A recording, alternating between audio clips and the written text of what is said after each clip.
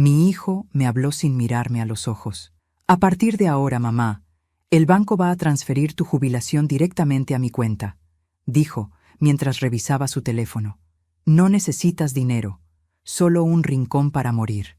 La cuchara que tenía en la mano cayó al suelo. El sonido del metal contra la baldosa me pareció un disparo.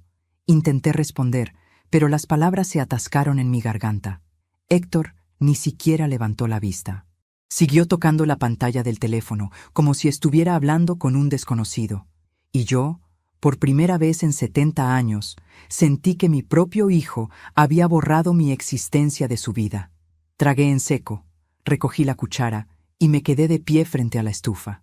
El guiso que preparaba para los dos seguía burbujeando, pero el aroma, que siempre me había reconfortado, ahora me revolvía el estómago. La casa, mi casa, me resultó ajena de pronto. Esa noche, mientras el reloj marcaba las 11, me quedé sentada en la oscuridad del comedor. El silencio pesaba más que los años. A lo lejos, escuchaba la risa de Verónica, su esposa, en el dormitorio. Esa mujer había logrado lo que ni la pobreza ni la viudez pudieron: arrancar de mi hijo cualquier rastro de compasión. Desde que se casaron, todo cambió. La casa, que alguna vez fue refugio, se convirtió en prisión. A veces, cuando la escucho reír, recuerdo la primera vez que la vi. Era joven, bonita, con esos modales falsos que ocultan la soberbia. «Su hijo tiene un gran corazón, señora», me dijo aquella tarde mientras yo servía café. No imaginaba que, años después, sería ella quien se lo arrancaría pedazo a pedazo. Pero antes de continuar, quiero hacerte una invitación muy especial. Suscríbete al canal y deja tu me gusta. Esto me ayuda a ver que me apoyas y disfrutas de mis historias. Y comenta aquí abajo desde qué ciudad nos estás viendo. Ahora continuemos. Aquella noche no encendí la luz del dormitorio. El aire olía a humedad y a tristeza. Sobre mi mesa de noche estaba la fotografía de Héctor cuando tenía 8 años, sonriendo sin dientes, abrazado a un perro callejero que rescatamos entre los dos. Él era mi vida.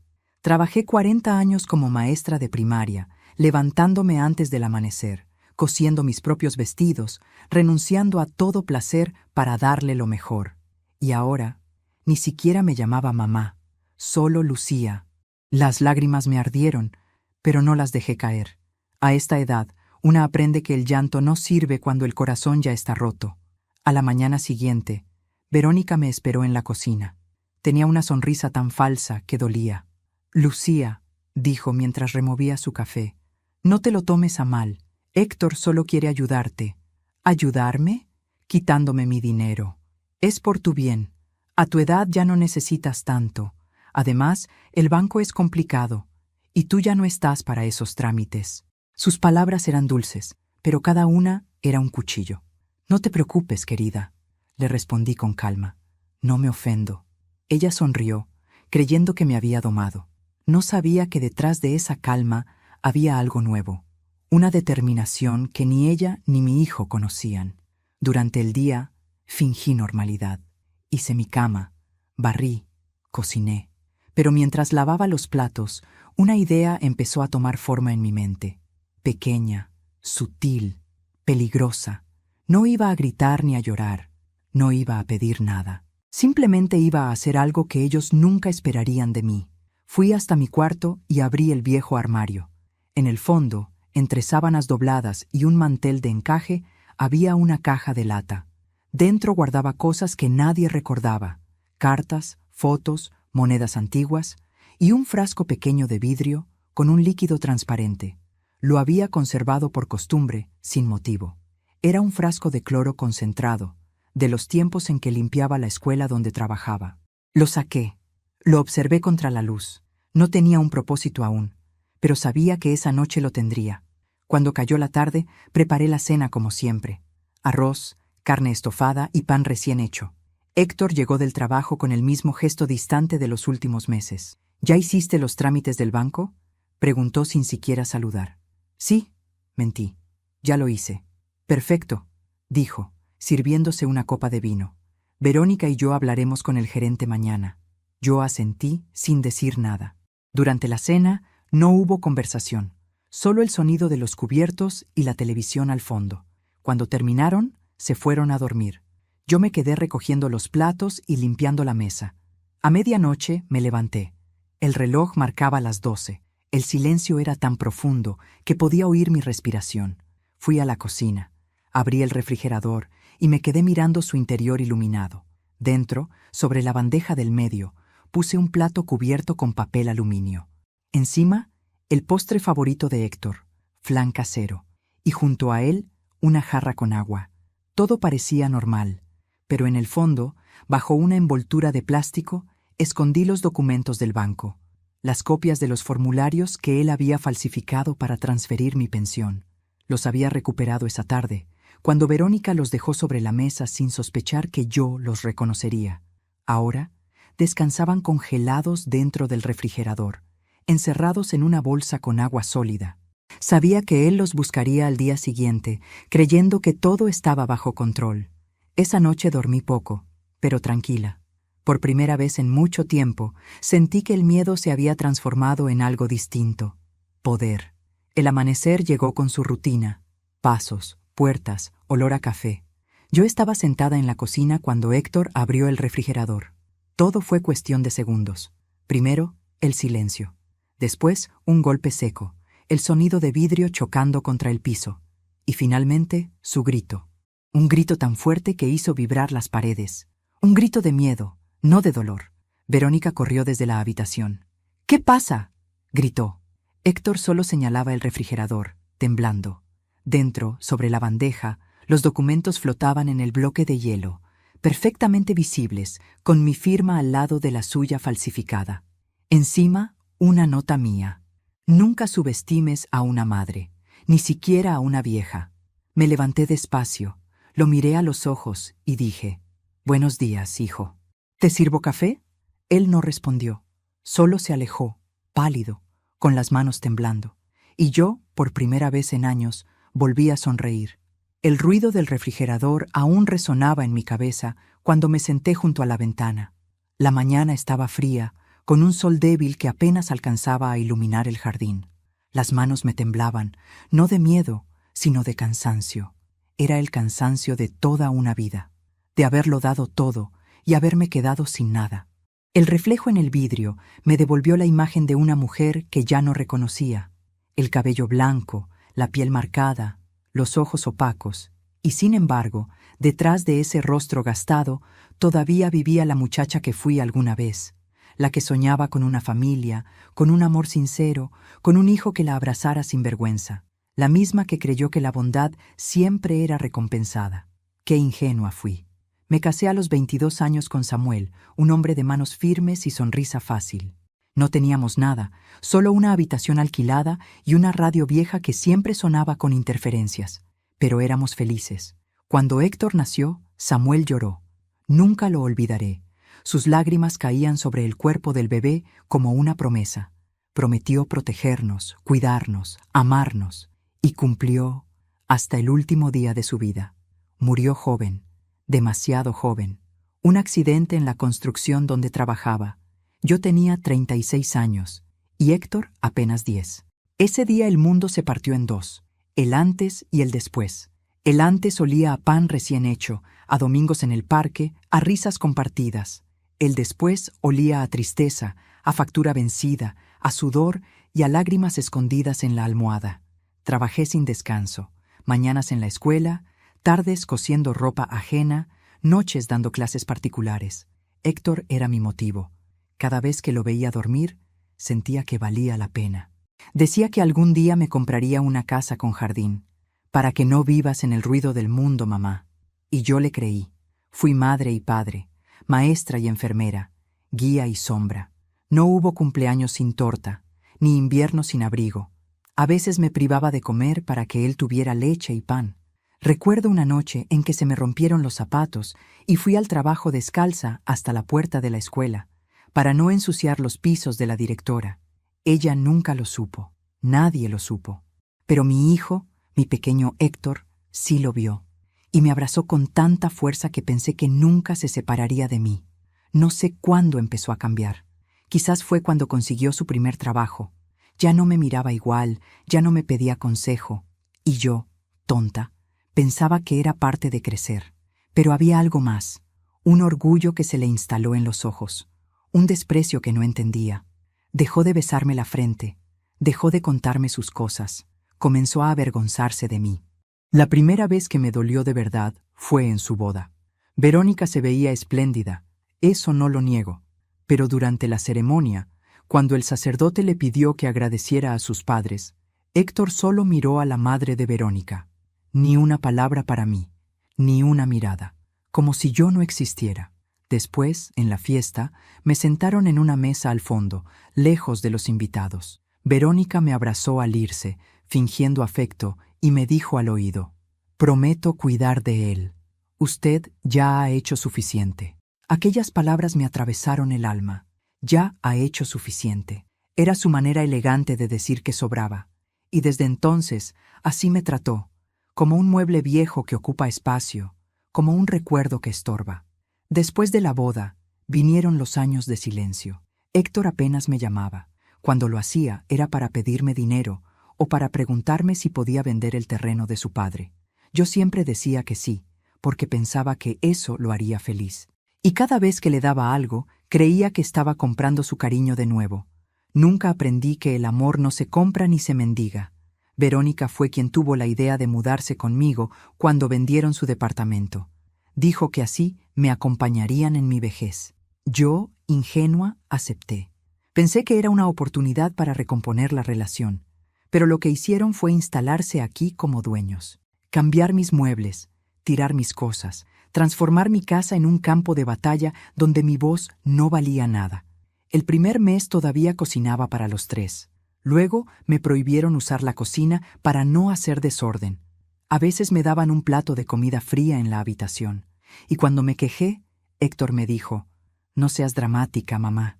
Ya no puedes andar moviéndote como antes, como si la vejez fuera una enfermedad». Esa fue mi vida durante años. Silencio, resignación, obediencia. Hasta esa mañana en que me quitó la jubilación. Hasta ese instante en que mi hijo me borró del mundo con una sola frase. Pero algo se quebró dentro de mí, algo que llevaba décadas durmiendo, y esa fractura se convirtió en fuego. Desde aquella noche del refrigerador, he sentido algo extraño, una calma nueva. Ya no lloro por lo que perdí, sino por lo que estoy a punto de recuperar, mi dignidad. La vieja Lucía, la que mendigaba afecto, murió el mismo día en que mi hijo abrió la puerta del congelador. La que queda ahora es otra, una mujer que aprendió que el amor no debe doler y que hay silencios más poderosos que cualquier grito. A veces me miro al espejo y me digo en voz baja: «Lucía, nadie volverá a quitarte lo que es tuyo». Y lo digo sin temblar, con la voz firme, porque si algo aprendí después de 70 años, es que no hay peor traición que la de un hijo que olvida a la madre que lo enseñó a amar. Y esa lección, pienso devolvérsela pronto.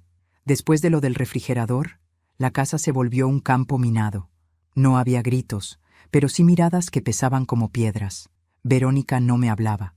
Cuando lo hacía, era solo para dar órdenes. Héctor fingía calma, pero cada gesto suyo era una amenaza. Podía sentir su rabia hervir bajo la piel, una rabia muda, fría. Una tarde, lo escuché hablando por teléfono en el jardín. «No, no pasa nada», decía. «Solo fue un susto. Ya está vieja, pierde la cabeza». Me quedé quieta, detrás de la puerta, oyendo cómo mi propio hijo justificaba mi cordura ante alguien. «Ya está vieja, pierde la cabeza». 4 palabras que borraban toda mi historia, mis años de trabajo, mis recuerdos. 4 palabras que lo convertían en extraño. Esa misma noche me quitaron las llaves de la casa. Verónica se acercó con su tono dulce de siempre y dijo: «Lucía, es mejor así. Últimamente te distraes y dejas la puerta abierta. No queremos accidentes». Accidentes. Así le llamaban ahora a mi libertad. A partir de entonces, mis días se hicieron lentos. Desayunaba sola, con pan duro y café recalentado. Ellos comían en el comedor, riendo, planeando viajes, hablando de cosas que ya no incluían mi nombre. A veces los oía desde mi cuarto. Sus voces eran como ecos de una vida ajena. Pasaba las horas mirando por la ventana. Desde allí podía ver el árbol de limones que Samuel y yo plantamos cuando nació Héctor. Ese árbol ha resistido tormentas, sequías, podas brutales, y todavía da fruto. Cada vez que lo veía, me decía a mí misma, si el árbol sigue de pie, yo también puedo hacerlo. Una tarde, escuché que alguien golpeaba suavemente la reja. Era Elvira, mi vecina de toda la vida. Tenía mi edad, el cabello corto y las manos agrietadas por los años de enfermera. La misma mujer que me ayudó cuando nació Héctor, cuando Samuel murió, cuando la vida dolía demasiado. Lucía, susurró, hace días que no te veo. ¿Estás bien?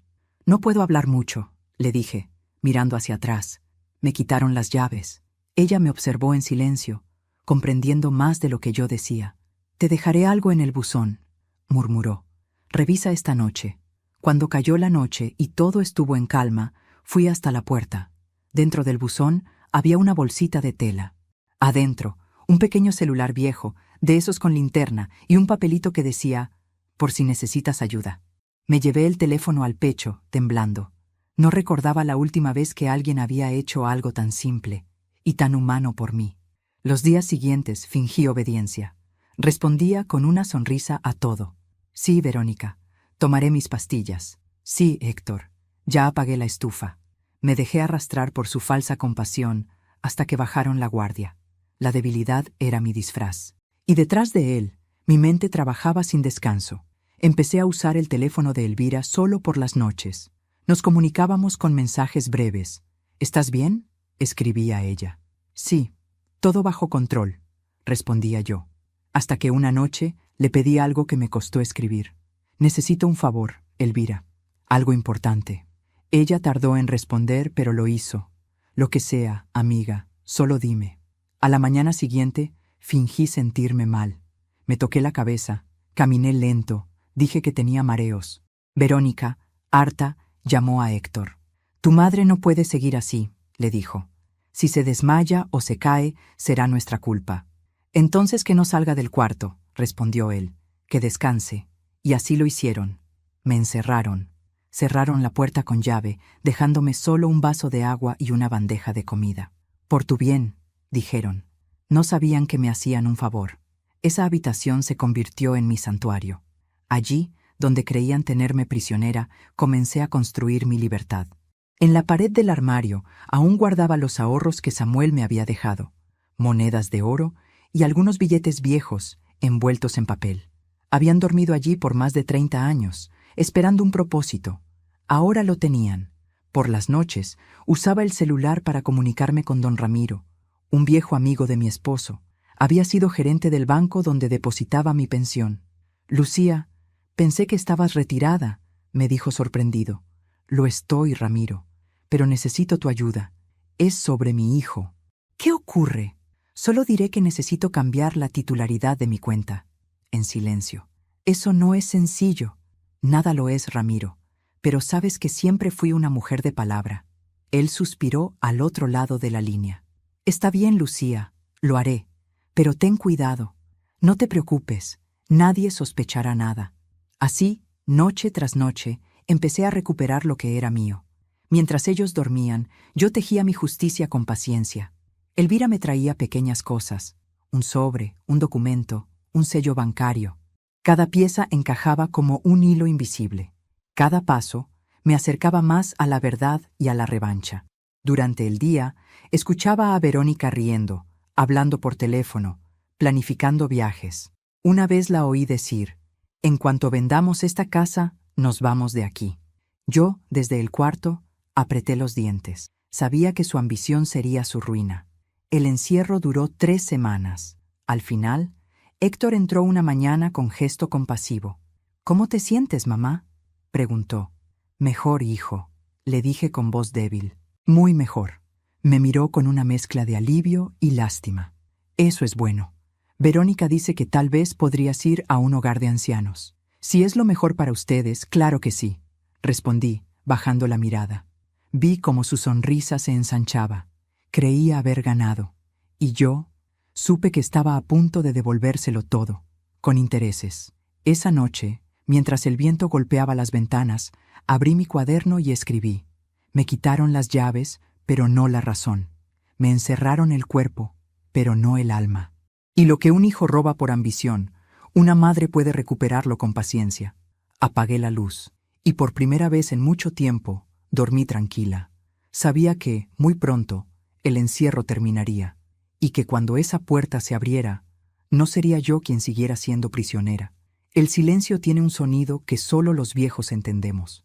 No es ausencia de ruido, es presencia de algo que se está gestando. Esa semana, la casa estaba demasiado callada.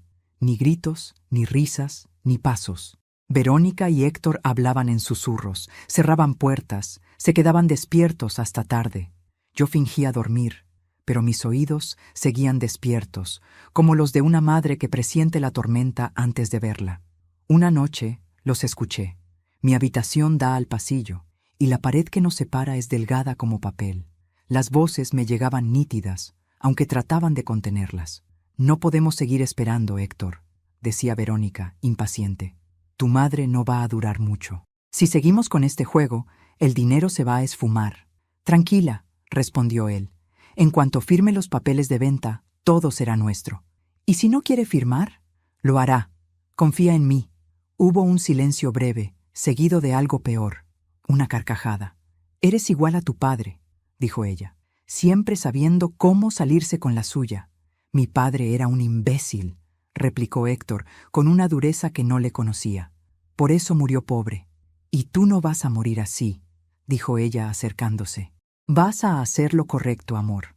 Lo que se escuchó después no fueron palabras, sino besos, y yo, en la oscuridad, apreté los puños tan fuerte que las uñas se me clavaron en las palmas. Mi hijo, mi propio hijo, planeando vender mi casa, mi refugio, el último rincón donde Samuel y yo compartimos amor.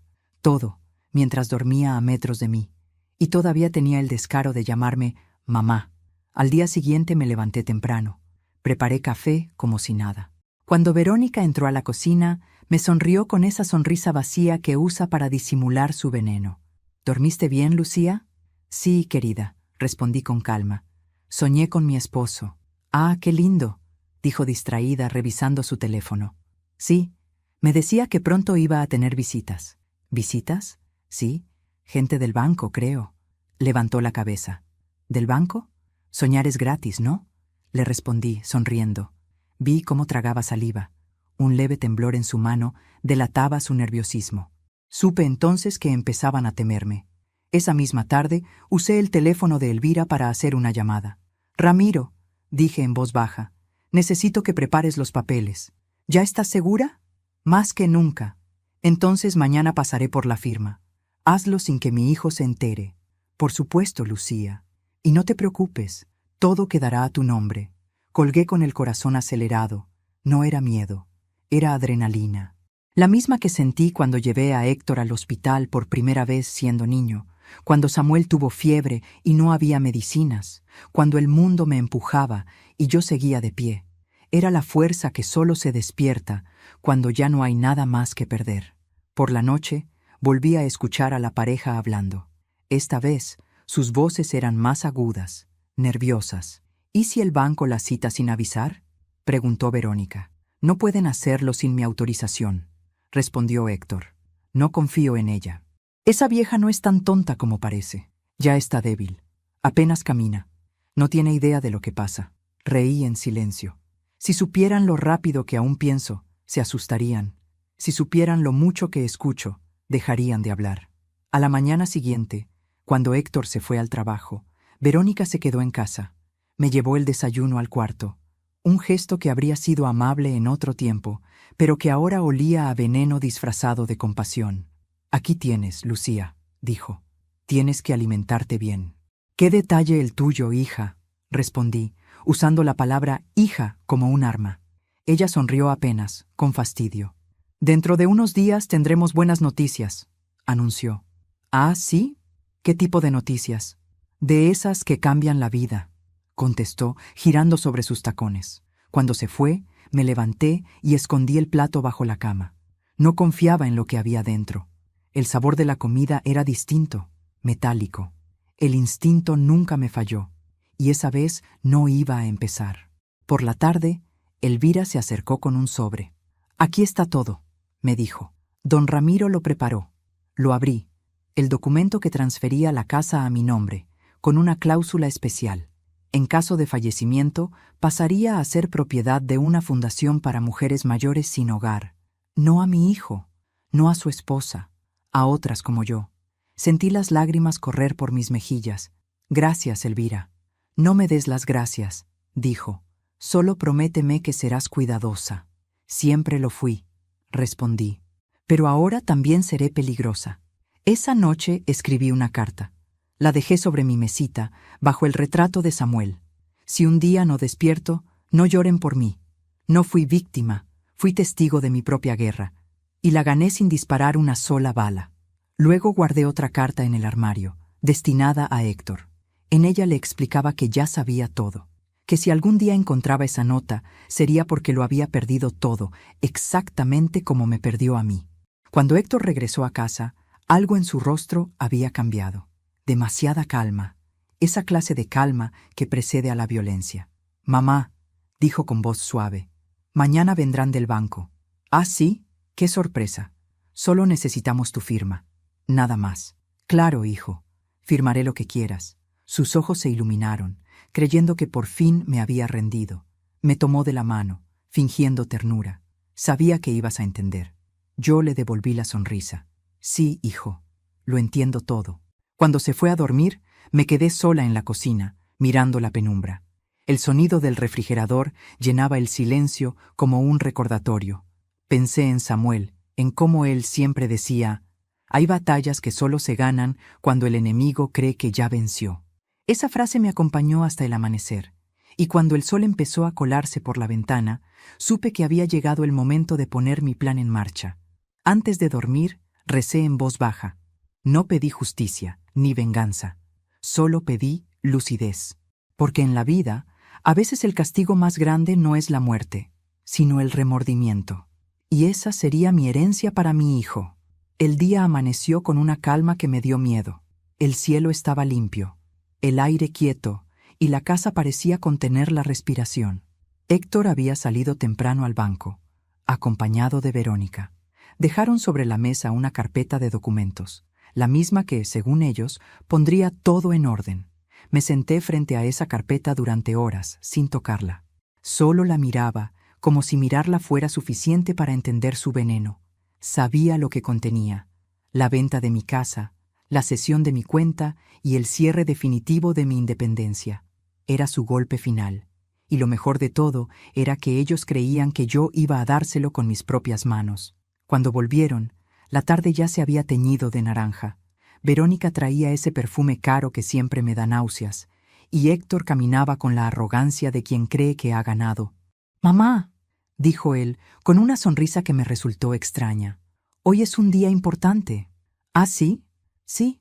Vamos a terminar con los trámites. Ya no tendrás que preocuparte por nada». Verónica se sentó frente a mí y me miró fijamente. «Solo falta tu firma», dijo, empujando la carpeta hacia mí. «Aquí». Me temblaron las manos, pero no de miedo. Era la emoción de una actriz antes del acto final. Tomé el bolígrafo, abrí los papeles y fingí leer sin comprender. «¿Y esto es del banco?», pregunté con voz frágil. «Sí, mamá». «Confía en mí», respondió Héctor, mirándome como si fuera un niño dándome instrucciones. «Claro que confío, hijo. Siempre lo hice». Y firmé. 1, 2, 3 veces, sin protestar. Verónica sonrió, satisfecha, creyendo que mi sumisión era auténtica. «Así me gusta, Lucía. Que coopere. Cooperar. Qué palabra tan peligrosa».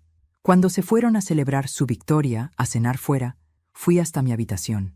Abrí el cajón del armario y saqué una copia de los documentos verdaderos, los que don Ramiro había preparado días atrás, los que anulaban por completo las firmas que acababa de poner, los que devolvían mi casa, mi cuenta y mi dignidad a donde pertenecían, a mí. Mientras ellos firmaban su propio engaño, yo ya había cerrado el mío. Ramiro lo había hecho todo sin ruido, con la precisión de un hombre que conoce los rincones de la burocracia. «Lucía», me dijo por teléfono, «cuando ellos presenten esos papeles, el sistema mostrará otros.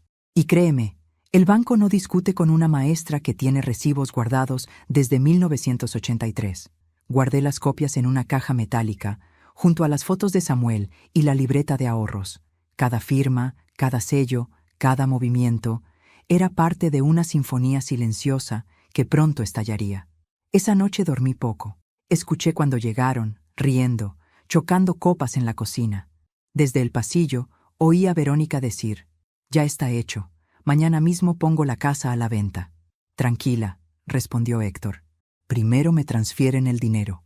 No quiero errores». «¿Y tu madre?» «Mi madre». Hubo una pausa. «Mi madre ya no tiene nada». Cerré los ojos y me prometí que esa sería la última vez que lo escucharía hablar así. Al amanecer, Elvira vino con paso rápido, disfrazada de repartidora. Llevaba una gorra y una bolsa de pan en la mano. «Aquí tienes lo que pediste», me dijo, entrando en silencio. Dentro de la bolsa había un sobre con sellos notariales. «Documento registrado», decía en tinta azul. «¿Todo listo?», preguntó ella. «Todo». Nos abrazamos sin decir más. Dos mujeres viejas, cansadas, pero vivas. Elvira se fue por la puerta trasera, justo cuando escuché la cerradura principal girar. Héctor había regresado. «Mamá», dijo entrando, «hoy vendrá el agente inmobiliario». «¿Para qué?». «Para tasar la casa». «Ah, qué bien. Así sabrán cuánto vale lo que fue mi vida», respondí, sirviéndome café. Me miró con una mezcla de irritación y desprecio.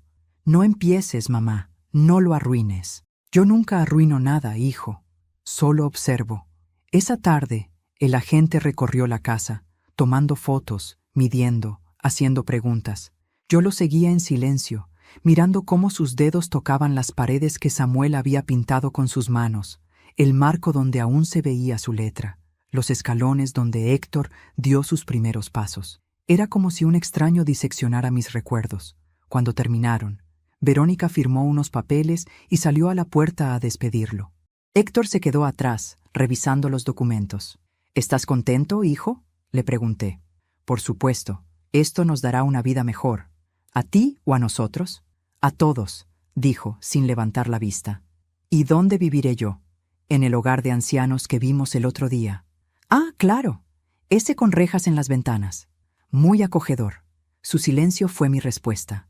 Lo miré fijamente. No había amor en su rostro, solo una máscara de ambición. Y detrás de esa máscara, una sombra que no reconocía. Cuando cayó la noche, me encerré en mi cuarto.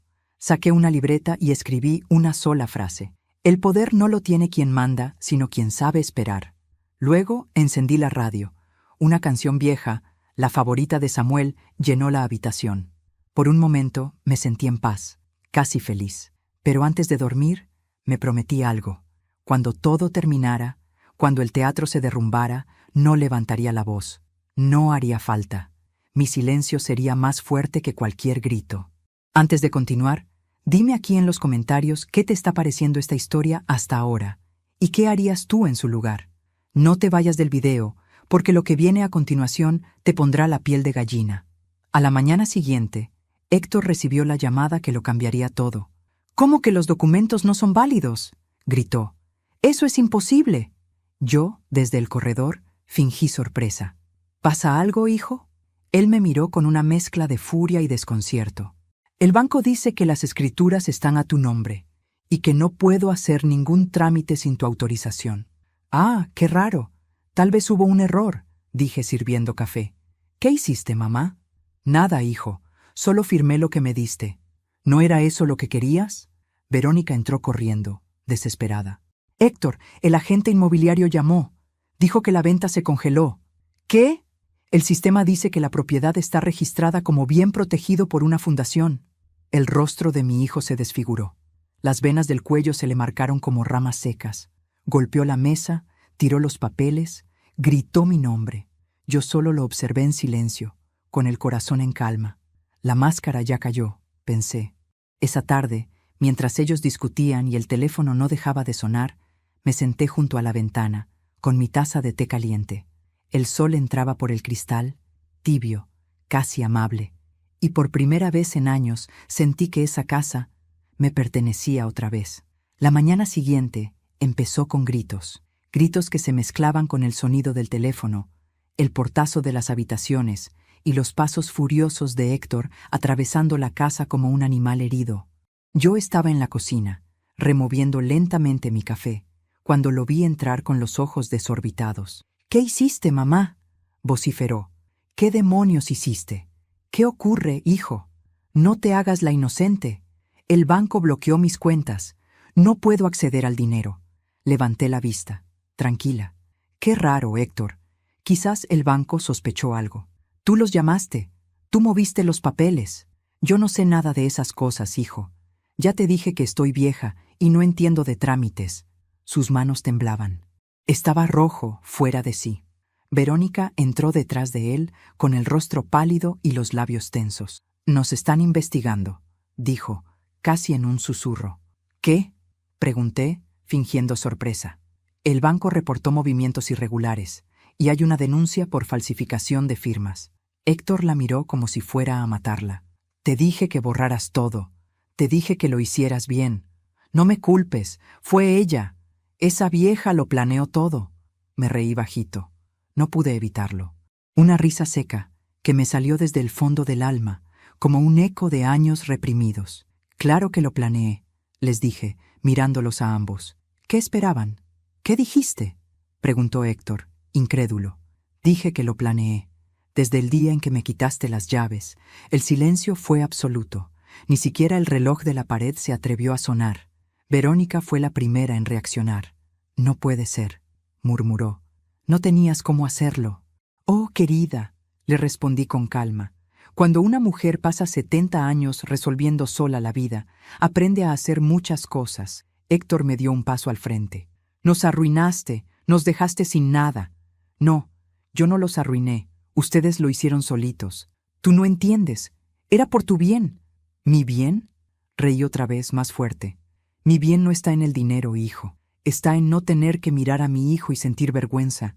Sus ojos se llenaron de ira. Por un instante creí que iba a golpearme. Verónica lo tomó del brazo, nerviosa.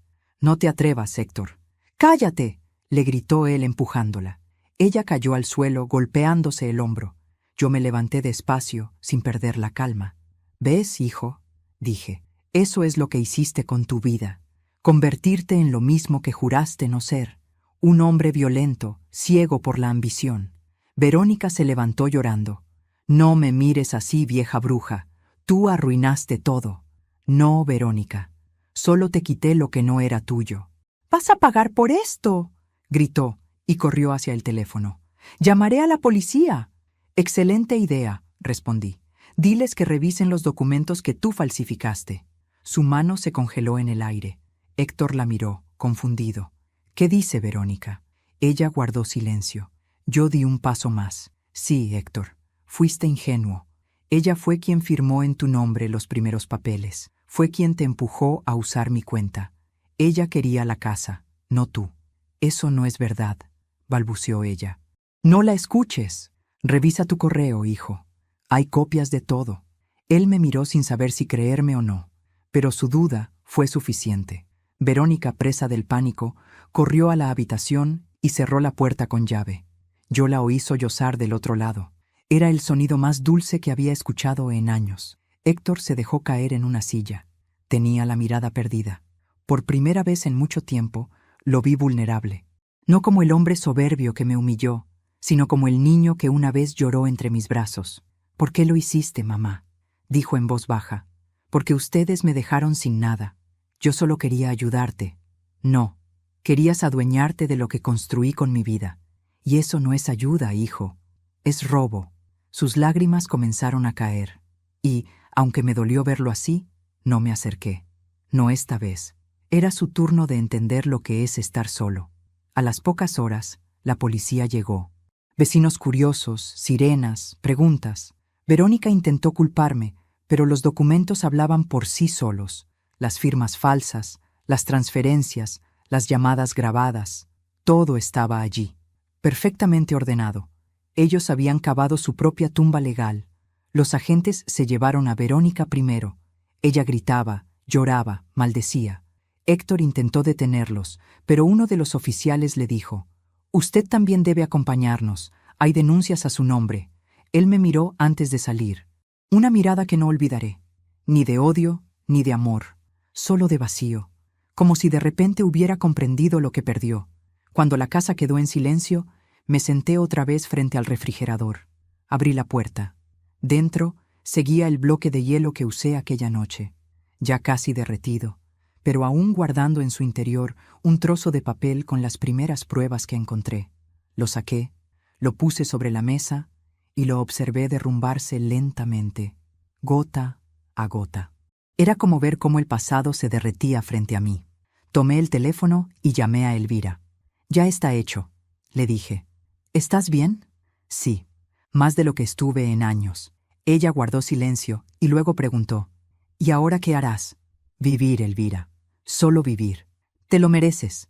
Colgué y me quedé mirando por la ventana. El árbol de limones seguía en pie. Flores nuevas, brotes frescos. El mismo árbol que plantamos cuando Héctor nació. Me pareció un símbolo cruel y hermoso a la vez. La vida sigue, aunque las raíces estén heridas. Antes de irme a dormir, me miré en el espejo. Por primera vez en mucho tiempo me reconocí. No la mujer débil ni la madre olvidada, sino una mujer que sobrevivió a todo y que, sin derramar una gota de sangre, logró justicia. Escribí una última frase en mi cuaderno. Al final, no grité para que me oyeran. Guardé silencio, y ese silencio fue mi venganza. Apagué la luz y dormí profundamente, como quien, al fin, puede cerrar los ojos sin miedo. Han pasado 3 semanas desde aquella mañana. 3 semanas desde que la policía se llevó a Héctor y a Verónica, desde que los gritos llenaron la casa y el vecindario entero se enteró de mi historia. Desde entonces, la casa volvió a ser mía. Pero no era la misma. El silencio que antes me dolía, ahora me protegía. Era mi escudo, mi paz, mi forma de respirar sin miedo. Cada día me levantaba temprano, preparaba mi café y abría las ventanas para dejar entrar el sol. Las cortinas volvían a moverse con libertad. Los cuadros, antes guardados, regresaron a sus lugares, y el aroma de jazmín volvió a llenar los rincones. Era como si Samuel me acompañara de nuevo, caminando por los pasillos, sonriendo en cada rayo de luz. A veces me sentaba en el porche, a mirar el árbol de limones. El viento movía sus ramas con una dulzura que me hacía llorar, llorar sin rabia, solo con alivio. Por primera vez en muchos años, mi vida me pertenecía. Una tarde, Elvira llegó con una expresión que no supe descifrar. Tenía los ojos húmedos y el paso lento.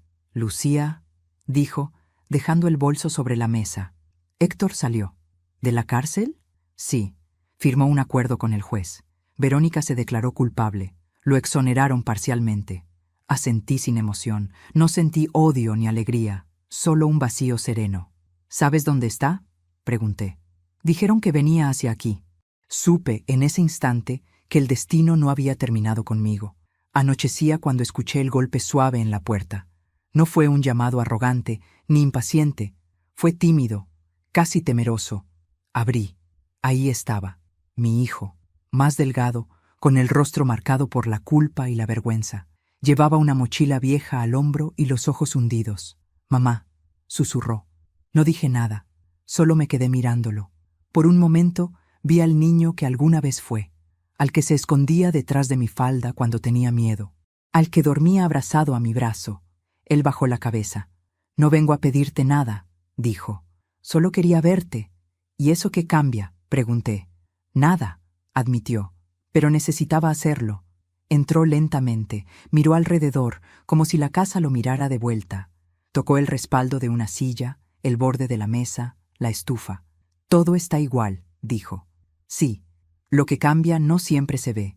Se sentó frente a mí y durante un rato no hablamos. El silencio entre nosotros pesaba más que cualquier palabra. Al fin, él lo rompió. «Tenías razón». «¿Sobre qué?»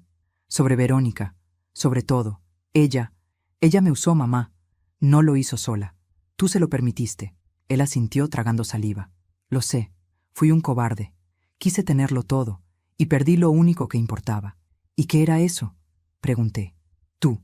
Por primera vez en años, mis ojos se llenaron de lágrimas, pero no por tristeza. Era el peso de escuchar lo que creí que jamás oiría. Héctor se inclinó hacia mí y me tomó la mano. Su piel estaba fría. «Perdóname, mamá. No puedo deshacer lo que hice». «No, no puedes», le respondí.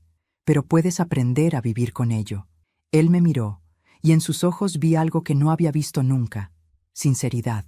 La misma sinceridad que Samuel tenía cuando cometía un error y venía a disculparse. Por un instante sentí una chispa de ternura, pero duró poco. El daño seguía allí, profundo, irreparable. ¿Dónde vas a quedarte?, pregunté. No lo sé, respondió. Solo quería verte. ¿Y ahora? Ahora me iré. No quiero ser una carga para ti otra vez. Ya lo fuiste una vez, hijo. No lo vuelvas a hacer. Él bajó la cabeza. Lo sé. Pero si algún día quieres verme... Héctor, lo interrumpí. Un hijo puede perderlo todo: el dinero, el trabajo, incluso el amor. Pero cuando pierde el respeto de su madre, no hay regreso. Él asintió, conteniendo las lágrimas. Se levantó despacio y caminó hacia la puerta. Antes de salir, se volvió. Gracias por seguir viva, susurró. No merecía que lo hicieras. Y se fue.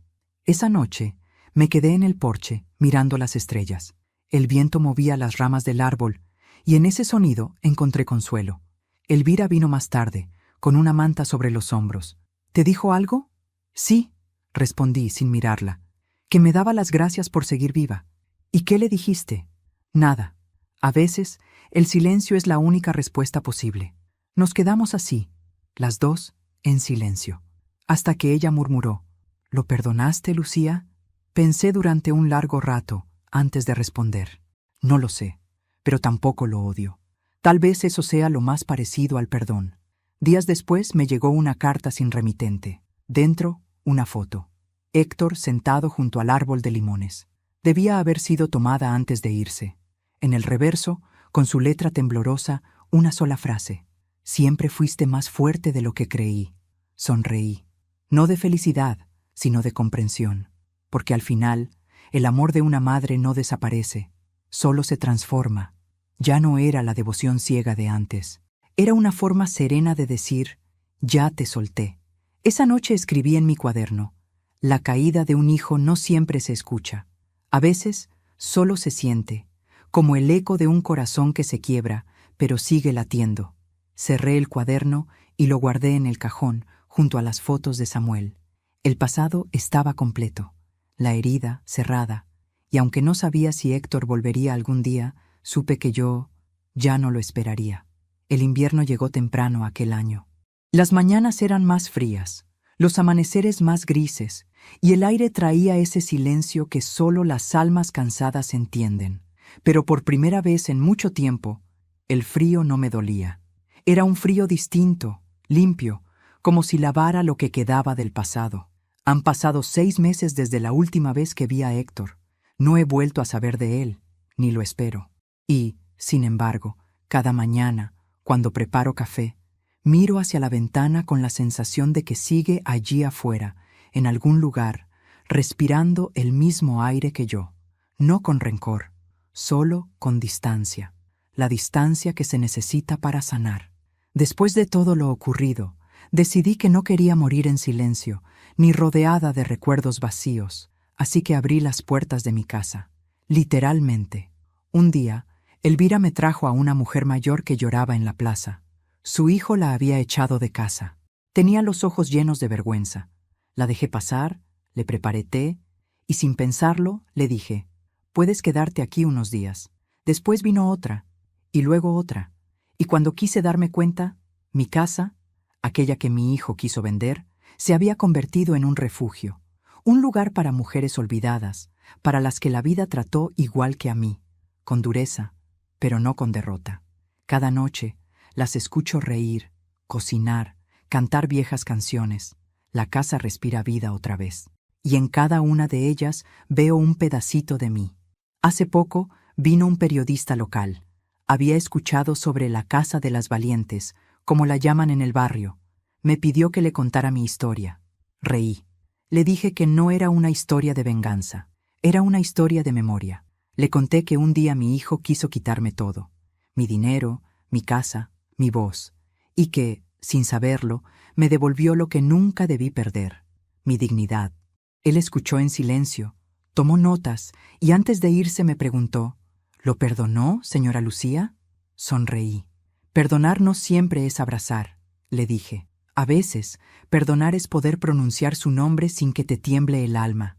Cada atardecer salgo al porche a ver el árbol de limones. Sigue ahí, firme, con sus ramas cargadas de fruto. A veces, una de las mujeres del refugio, Rosa, me acompaña. Ella siempre dice: «Este árbol no se muere nunca, Lucía». «No», respondo, «porque está acostumbrado a sobrevivir a las tormentas». Ella sonríe y me toma la mano, y en ese gesto simple encuentro todo lo que necesito. Elvira partió hace un mes. Su salud se apagó despacio, como una vela que ya dio toda su luz. Sus últimas palabras fueron para mí: «No dejes que te olviden, Lucía, que sepan que una mujer mayor también puede cambiar su destino». Le prometí que así sería, y he cumplido. Cada mujer que llega aquí escucha mi historia, no como un relato triste, sino como una advertencia. El amor no debe doler, ni siquiera cuando viene de un hijo. A veces, en las noches más frías, me despierto y creo escuchar pasos en el pasillo. Suelo pensar que es el viento, pero otras veces estoy segura de que es Héctor, no entrando, no pidiendo nada, solo pasando, en silencio, para asegurarse de que estoy bien. Y aunque nunca abro la puerta, sonrío, porque el amor entre una madre y un hijo, aunque esté roto, nunca desaparece del todo. Solo cambia de forma. Hoy cumplí 71 años. Las mujeres del refugio me prepararon una torta. Cantaron, me abrazaron y escribieron una frase en una cartulina: «Gracias por devolvernos la esperanza, Lucía».